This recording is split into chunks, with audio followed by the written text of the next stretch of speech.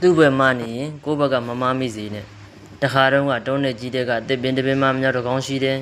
ရာသီဥတုကလည်းဆောင်းရာသီဆိုတော့မြောက်ခမညာတော်တော်လေးချမ်းနေရှာတာပေါ့အဲ့ဒါနဲ့မိရလို့ရညာလိုက်စားရင်အဝေးတနေရာမှာပိုးဆုံးကျူးလေးတကောင်ကိုသွားတွေ့ပါတယ်ပြီးတော့မြောက်ကအဲ့ဒီပိုးဆုံးကျူးနဲ့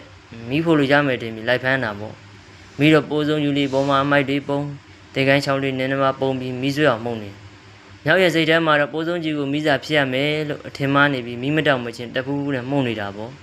ဒါကိုသူနဲ့မလန်းမကန်းကကြောက်ဆောင်ပေါ်မှာနားနေတဲ့ငယ်ကမြင်တော့တားတယ်ဟိတ်ကောင်အဲ့ဒါမင်းမဟုတ်ဘူးပိုးဆုံးကျူညောက်ကရေးမလုပ်ပါဘူးထပ်ပြောပြန်တယ်ဟိတ်ကောင်မင်းမဟုတ်ဘူးဟာပိုးဆုံးကျူညောက်ကရေးမလုပ်ပြန်တော့တတိယကြိမ်ထပ်ပြောတယ်ပြောနေတာကြားလား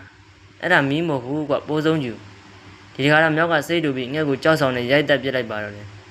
အမှန်တရားကိုပြောတဲ့ငှက်ကမမားပါဘူးဒါပေမဲ့အမှန်တရားကိုလက်မခံနိုင်တဲ့မြောက်ကိုသွားပြောမိလိုက်တာကတော့မှားသွားပါတယ်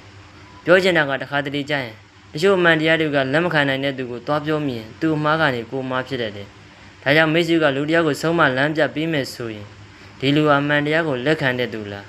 မိတ်ဆွေဆုံးမလမ်းပြပေးတာကိုနားထောင်တဲ့လူလားဆိုတာကိုသိထားရမှာပါ